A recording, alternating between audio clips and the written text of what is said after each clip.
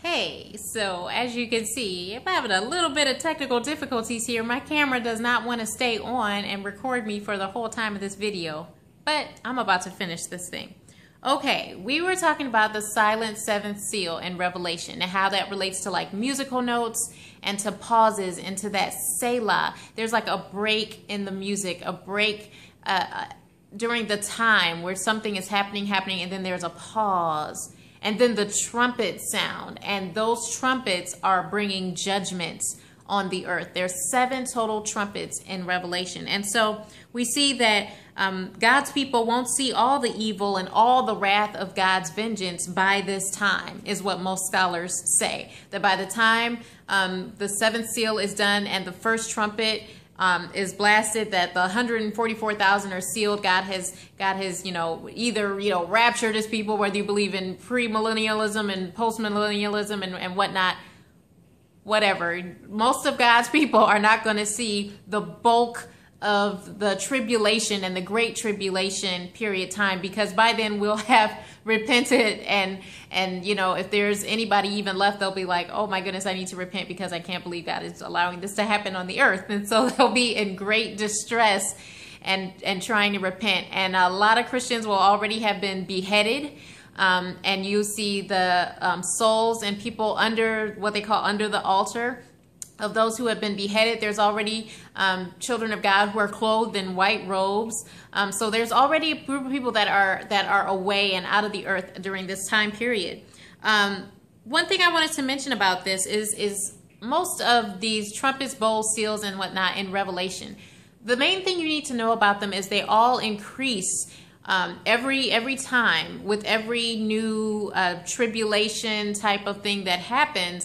It's increasing in intensity, it's increasing in duration, it's lasting longer, and it's more intense. Like they're getting worse and worse and worse. So we don't expect the world to get better and better and better all the time. If you read your Bible and you're a Christian, you read the Word of God, you see it's not going to get better and better. It's going to get worse and worse. And the thing is, in the Bible, and especially in Revelation, you see signs and what I call symptoms, because I'm a nurse. So you see signs and symptoms of things to come. The signs are the things that are about to happen. It's like if you're on a road trip and you're driving along the highway, you see signs leading up to your destination. So think of it that way, like these are the signs of the times. These are some things that's telling me I'm about to be sick, for example, if this was a disease we were talking about. I'm about to be sick. How do I know? Because my nose is starting to itch and my throat is starting to get a little sore. So these are some signs. Then there are symptoms, which means you have the disease. That means that it is upon you and you're manifesting those things. It is happening now. Those are symptoms. Those are things like having a fever because your body is starting to fight back an infection that's already there. That's a symptom. So there are signs in Revelation, and then there are symptoms like this is tribulation. This is the time. And so you see these things happening, increase in intensity and increase in duration. And so, as always, there is a chance before the Lord returns of people turning to God. There's always a chance. Jesus has not yet returned. There is hope for you, for your family, for your friends, for anybody who doesn't know Jesus Christ under the sound of my voice right here, right now. This is the day of salvation. It says in 2 Chronicles 7:14, if we humble ourselves, if we pray, if we seek God's face, if we turn from our wicked ways, then we'll hear from heaven. He'll forgive our sins. He'll heal our land. And to me, that means he'll heal this land, this flesh and blood land. He'll heal my nation. He's able to heal and to restore. Just like the nation of Israel, they repented of their sins and God brought them back. And then they would sin again. And then God healed them. He brought them back. And then they would sin again. They even went into exile for years and years. And God brings them back again. God is able to do that. No matter how far away you think you are from God, he is able to bring you back if you will humble yourself, if you will pray, if you will seek his face, if you will turn from your wicked ways. Turn, turn, turn. And so Revelation is a bittersweet book. The Bible says in Revelation that there is a scroll, a book. Once again, a book in a book. But the scroll is eaten and it's bittersweet, meaning it has a sweetness to it. Like, thank God, as I see those road signs, that means I'm getting closer to my destination. I'm getting closer to the end. But it also means we're getting closer to the reality of hell and the reality of heaven. That's why it's a bittersweet book. Just like the whole idea of this trumpeter being bittersweet. The trumpet can mean, yay, we've overcome, the battle is over, let's celebrate, or it can mean the enemy is upon us. It means both things. And so that is our instruction by God, is repent.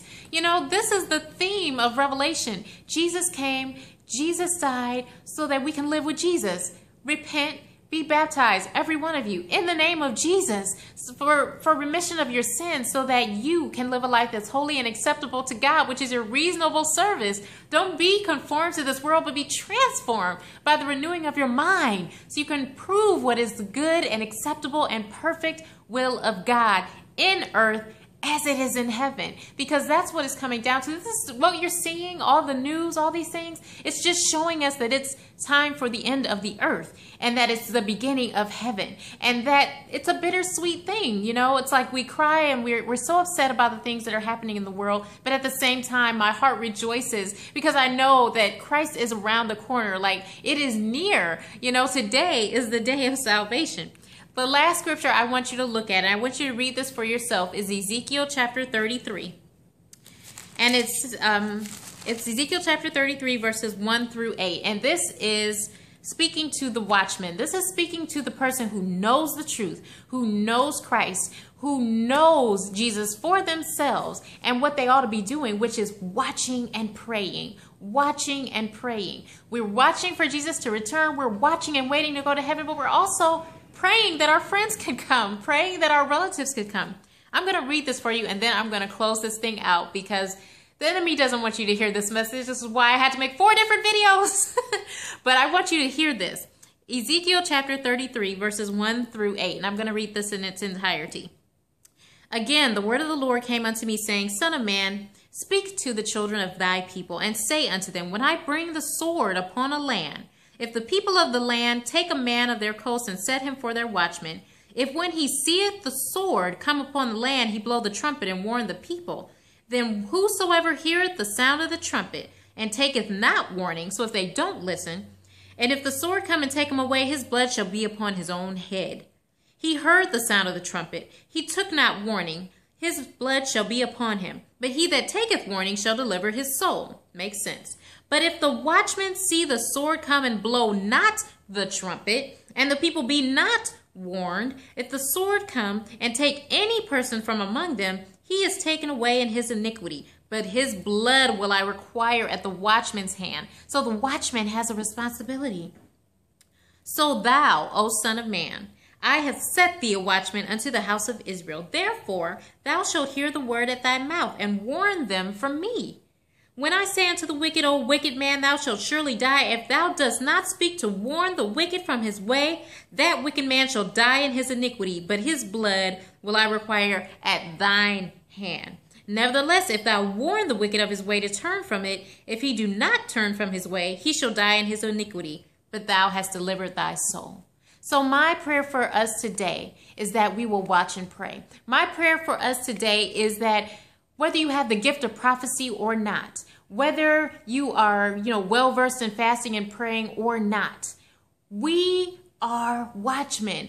Jesus was the Son of Man, and then he made us the sons of God. That means it becomes our responsibility to watch and pray. We are the trumpeters. We need to be watching for the enemy so we can pray against his tricks and schemes, and we need to be praying for the unsaved, and we need to be doing something about it.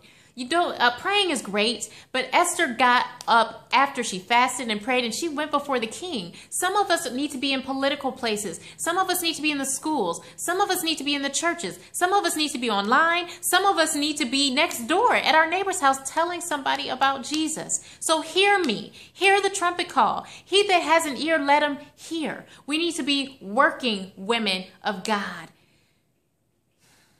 Let's pray. God, I just thank you and I praise you so much for this word.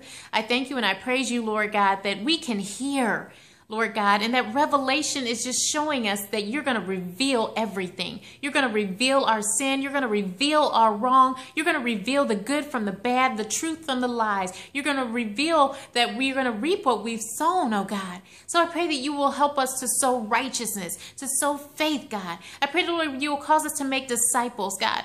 Burn in our heart's desire, Lord God, to tell people about Jesus before it's too late. You're going to require from us what you've given to us, God. To whom much is given, much is required. And I pray, Lord God, that when you come for what you have given us, that you will find, God, that there is much that we have for you, God, that we will bring somebody with us to heaven, Jesus. I thank you and I praise you for your sacrifice. I thank you for showing us how to do it, for how to win souls.